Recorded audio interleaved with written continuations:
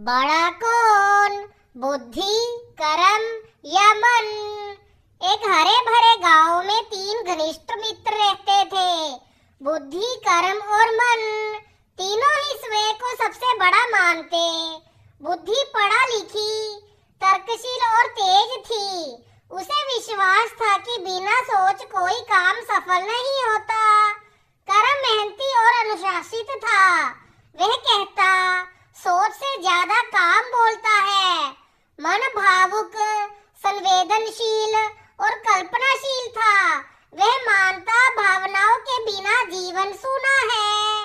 एक दिन गांव में घोषणा हुई, जो सूखे खेतों को फिर से हरा करेगा वही सबसे महान कहलाएगा।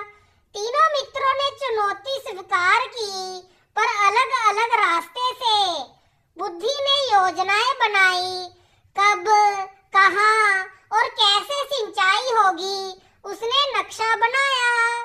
कर्म ने बिना देर किए खेत जोतना शुरू कर दिया। वह दिन रात मेहनत करता रहा।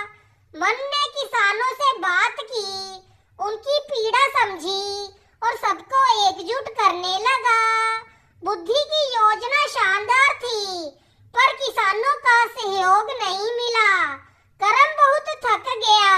अकेले मेहनत से प्रगति धीमी थी।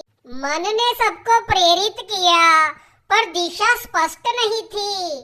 तीनों को असफलता का आभास हुआ। उन्होंने मिलकर बात करने का निर्णय लिया।